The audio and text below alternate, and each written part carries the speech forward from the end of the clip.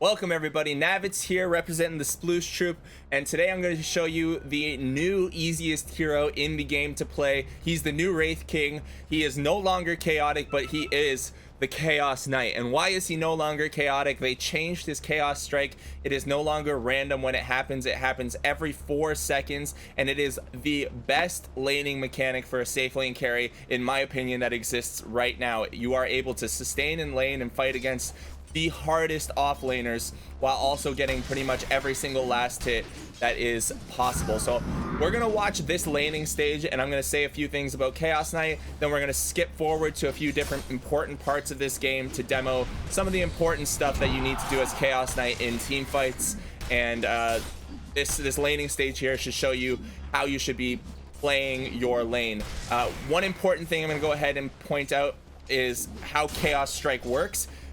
I don't know if everybody knows this, but it's not just a critical hit. Chaos Strike gives you percentage-based lifesteal, and it is high. When you get it to level 3, it's 55% lifesteal. So it goes from 25 to 40 to 55 to 70% lifesteal per hit. That's available every 7 seconds, and it's based on a critical damage hit. This basically gives you unlimited sustain. You don't need to go back to base to heal. All you need to do is farm. So that is the beauty of Chaos Strike.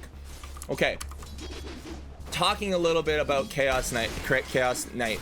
So I started by mentioning how Chaos Strike is very underrated right now. Your skill build when you're playing is going to be 1 point. You're going to start by maxing Chaos Strike first, and then at level 2 you're gonna probably get 1 point in Reality Rift. He got 1 point in Chaos Bolt because he has a keeper to give him mana. I prefer Reality Rift. And then at level 4, you'll get 1 point in Chaos Bolt. Level 5, you're gonna get your level 3 Chaos Strike. Level 6, you get Phantasm, and at that point, you can just start killing pretty much anyone on the map. Once you have level 6, you're likely able to make a play for a kill. If not, there are other things you can do. The items and timings on this hero. So it is brain dead easy to play this hero right now because you just need to buy 2 items and you get them very quickly, and it's like hyper effective. So what you want to do is buy an Armlet on Choas Knight.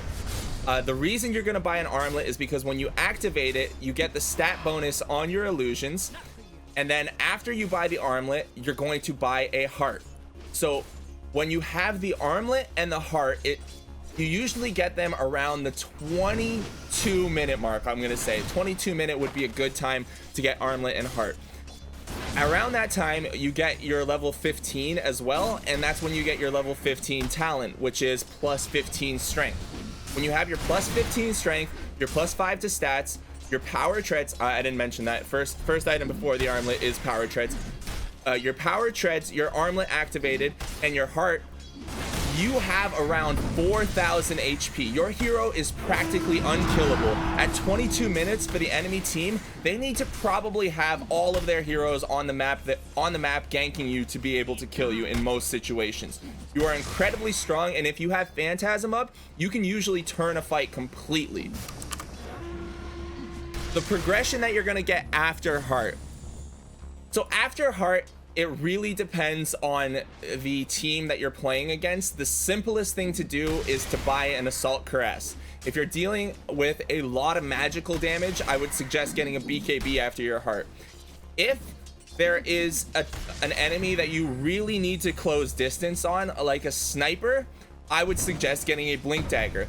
The reason you should get a Blink Dagger is because you can Phantasm, have a bunch of illusions standing around, blink forward, and then Reality Rift. When you Reality Rift, it brings all of your Phantasm illusions forward to attack the target that you have selected for Reality Rift. So it's a way to close distance on the enemy hero with all of your illusions at the same time. And at level 5 or at level 4, when you have 4 points in Reality Rift, the cooldown is only 5 seconds long, so you can usually use it multiple times during a team fight.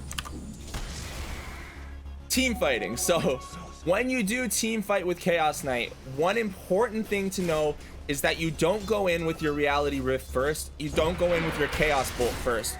You start outside of the team fight, or if you can, outside of vision of the enemy team by using your phantasm. You use phantasm outside of enemy vision, walk forward, reality rift, and what that'll do is pull the enemy hero somewhere close to you along with all of your phantasm illusions, and then you throw down your chaos bolt. This lets all yourself and your 3 illusions smack away at that hero for as long as the chaos bolt is up, and if you have 4 points in reality rift, you're going to be able to cast it probably twice and get 2 chaos bolts off with a critical strike. So that's how you want to enter your team fights. We're gonna move forward a little bit here and watch the way this Choas Knight plays this game out, what kind of rotations he makes, and point out some key important timings that he hits. So far, it's been a rather tough game for Choas Knight. Legion is one of the toughest heroes for him to lane against.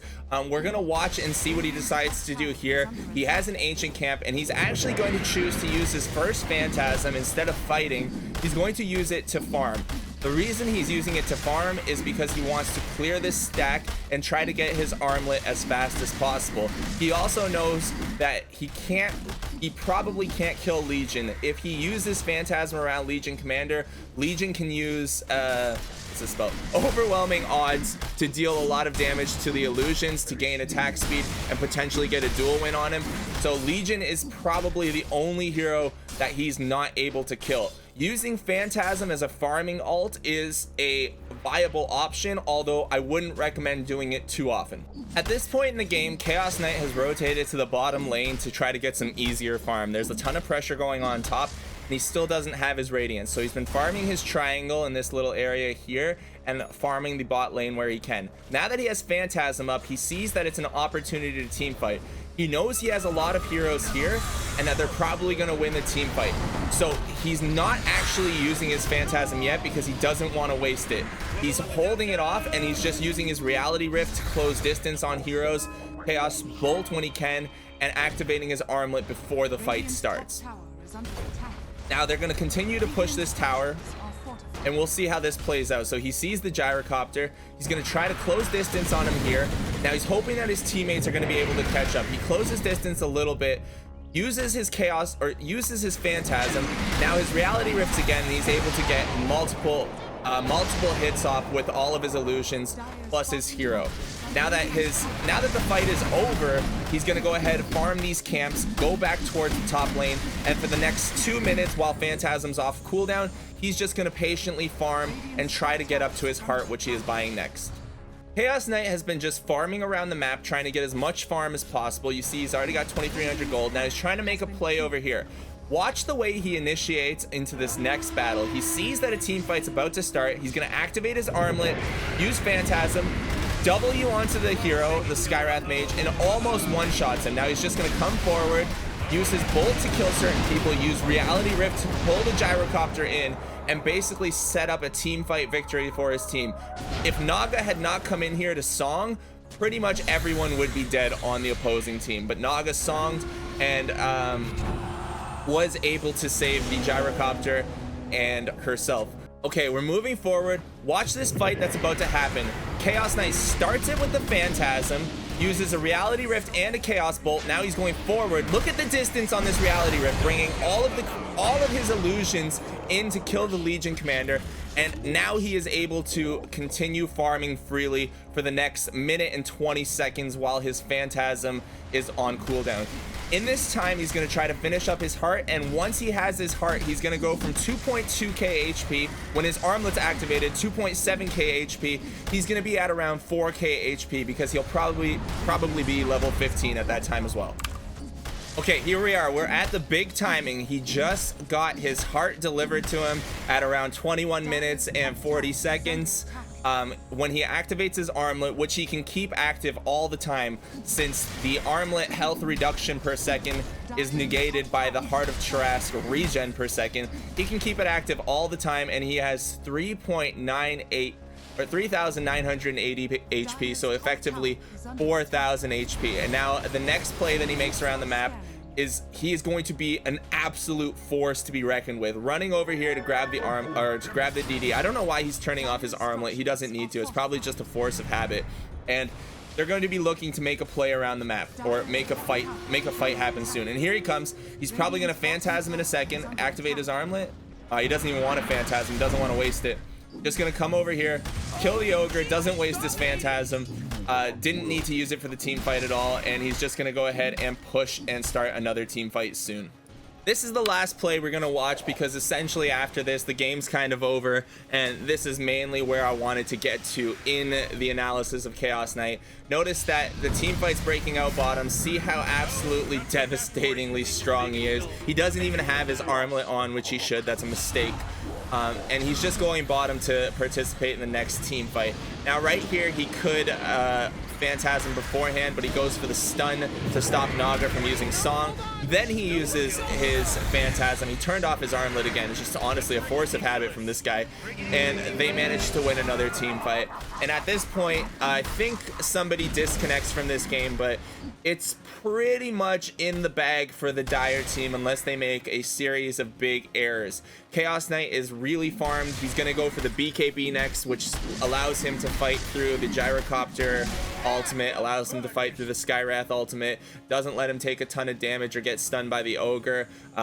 He becomes just a force, man. Like, this hero is devastatingly strong. So if you are looking for a hero, you know what, let's go and do this.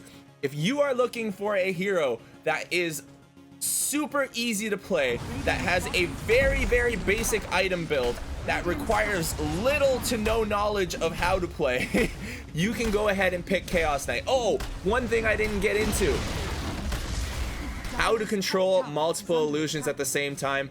If you have F1 selected to all of your, or sorry, selected to your hero, you can select your Choas Knight that way.